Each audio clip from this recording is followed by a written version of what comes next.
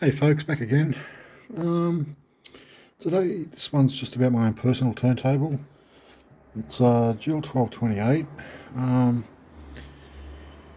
Look, it's been operating okay, but it did have some issues that I wanted to address. So I made a list, and I've just been slowly chipping through them this morning. The first thing on the list was you couldn't switch between 33 and 45. The uh, switch was stuck. But what happens with these is you can see that rod sticking up there, that one there. You can see when you switch between 33 and 45 that little, I don't know what you call it, but it slides up and down, and it moves the idler up and down on two different positions on the motor spindle. The motor spindle obviously has two different sizes. One for 33 and one for 45, and that adapter bracket, whatever you call it, slides up and down. Now, what happens is they grease them from factory, and that grease goes hard and tacky and sticks. So when you try and change it, it sticks, and you're unable to move the lever. So it's a pretty simple fix on these jewels. Most of the others are the same. You can see it's slotted at the top there.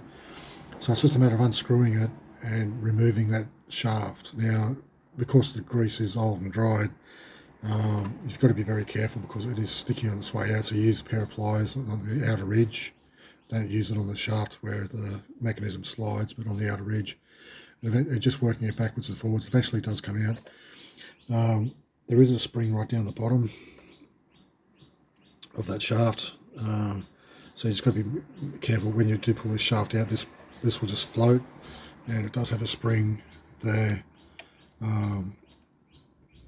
So you've got to be careful that it doesn't pull away and just pop, spring out everywhere. So once you get that shaft out, be mindful of the spring down the bottom and that spring there. Then you just get a Q-tip and you soak it in alcohol, and you just run it down the center of the where the shaft goes, and do that a couple of times with new Q-tips each time, and that'll clean out the old grease there. With the shaft, you just get a clean rag and just clean the grease off the old shaft. Now, because that is a plastic piece, like some of them are plastic, some of them are metal, so you do need to be mindful of that. So just be mindful that the grease that you use, make sure it's for plastics. The grease that I use is this product from Electrolube, and it's dedicated plastic grease, so special plastic grease. So you've got to make sure when you're servicing these jewels that you use the right lubricants for the job. Otherwise, they'll cause problems and you end up with a worse situation than you had in the first place. So that was the speed selector. I sorted that out. The plug, the AC mains plug, had this terrible plug on it. Look, it served its purpose and it looked alright, but went ahead and replaced the AC mains lead with a new lead. I just went to our local electronics supplier this morning and got a figure 8 whole new lead. Just removed the ends and just terminated it into the AC block, so it's got a nice new AC lead on it.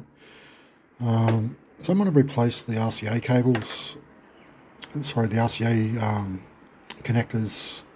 A while ago, when I bought it, it had a problem with the drop channel, and someone replaced the RCA connectors, I'd say trying to chase the drop channel. It just ended up being dirty connections at the slab, between the slab and the head shell, so that was just a simple case of deox it, and that fixed that. But the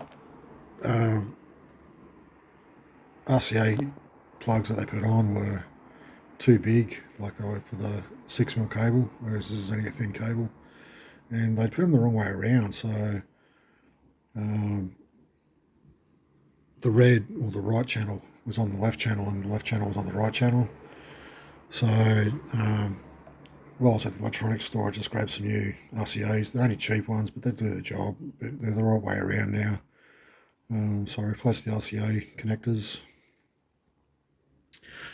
I'm going to detail it. So the platter, I've got this scouring pad, which is used for polishing metal. This one's a bit old, so I'll use new piece. But so I'll detail the platter, the queuing. It needs new queuing fluid, like on the plunger. So I've got the silicon damping fluid. I've got the 300,000 CTS CST grade. So, but I'm unsure how to pull it apart yet. So I haven't done that yet. So that's the very next thing I'm doing. So now the stirrer pimple on it. When I originally got it 4 months ago, it had, like, the stirrer pimple had turned to jelly and it made an awful mess, so I cleaned it up. But at the time, I bought some stirrer pimples from China. You can get them in packs of 20 for $6 plus $10 freight. When I pulled this apart, when I lifted it out of the plinth, I rechecked the stirrer pimple in it just to see how it was going, and they're terrible, mate. They're like a pyramid shape with a flat top, and it's torn, and the top's just about knocked off after 4 months, so they're absolutely terrible. So if you see those Chinese ones, for $10 for 20, don't buy them, they're rubbish. Look, it's short of paying $30 for a stirrer pimple off, someone like Fix My Jewel, like they use polyurethane. Bill's developed a polyurethane stirrer pimple for it, but they're $30 by the time you get them here from the US to Australia. The website Etsy, there's a bloke on Etsy that's selling stirrer pimples, and they look like the original, like they're nice, thick, round, like they look heavy duty, like not like these Chinese ones. These Chinese ones are half the size of what the normal stirrer pimple looks like. So I just knew when I put it in it was going to be a problem. But the one off Etsy, it's twice the width of the Chinese stirrer pimple, so it's going to last. It's not going to knock that top off. It's a square, like it's a cylinder shape. There's no rounded edges to it, so it looks very much like the original stirrer pimple. And I got it for including post from the US for $17. So I'm going to try that. I'll put it together because it'll be a couple of weeks away before that gets here in the post. So I'll put another Chinese stirrer pimple in it for the time being, and then when the top knocks off that, I'll pull it out and put the other Etsy stirrer pimple in it. So it's just basically queuing I've got to do today. Well, not today, today I want to finish the queuing, do the platter. I've got some electronics cleaner. It's a spray, like it's in a spray can. It comes out like it's a foam. And what you do is just, once I reassemble it, I'll put the platter up, I put the deck the right way up, reinstall it, then cover the whole lot in the foam, and then use the paintbrush to rub all the foam through every nook and cranny, and it just gets all the grease marks off and years of grime and grit. Cosmetically, this table is in excellent condition. I got lucky with it. I only paid $100 for it. And like I say, the main problem with it was the stirrer pimple and the drop channel. And it took me, half an hour, 20 minutes, half an hour to fix it. So I got lucky with the turntable. The lid, it's in pretty good shape. It's just got a bit of haze over it, so I'm going to machine polish it. And then I've got this plastic rejuvenator polish, so I'll hand polish it with that, so the lid will come up good. And that's about it. So it's just, the only thing I've got left to do now is just the queuing. Got to figure out how to do that. I haven't done one of these on a 1228 before. Shouldn't be too difficult.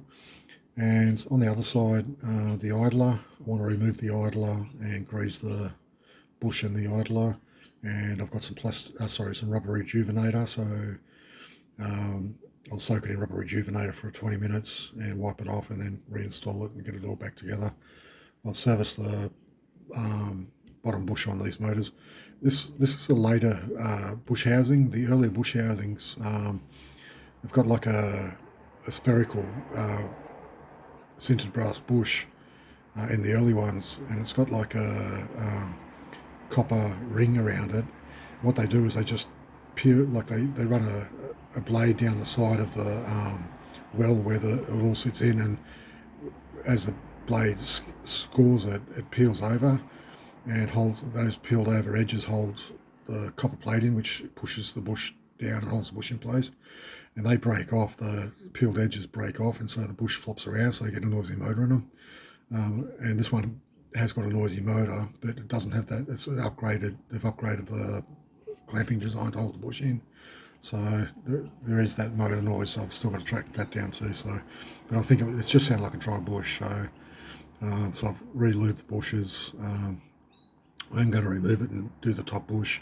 I'll remove the motor spindle, and with the scourer I'll clean the motor spindle with scourer as well.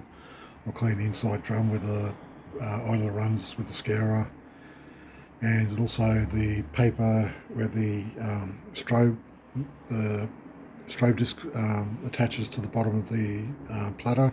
It's come away in some area, like in one part, and as the platter rotates, you can hear it scrape. So I've got to reattach that too. So like I say, there was a bit of a list there to do. So I'm just slowly working my way through it. But like it'll just make me happy, because the amp that I bought for it, a Sansui AU 2900, it's been fully restored. Like all the caps were done, the transistors were done. The boards were, reflowed and defluxed. All the controls were cleaned and lubricated and detailed. Like it looks great. It's a great. So I want the turntable to be of the same standard as the amp. The speakers are Goodman's SL Magnum SLs, and I went right through them and recapped them. I did speaker repairs. So the system's basically. Will be, like, once I finish the turntable, will basically be, fully restored. So the turntable's 1974, the speaker's 1975, and the amp's 1976. So it's all mid-70s, and it'll all be restored. So it should last me, 25, 30 years. So I'm 57, so I'm hoping it'll last me the rest of my life. So, all right, so that's my update on the Dual 1228. I just thought I'd while I was working on it, I thought I'd better do a video just to show you what's up and what I was up to. So, all right, I'll catch you on the next one. Thanks.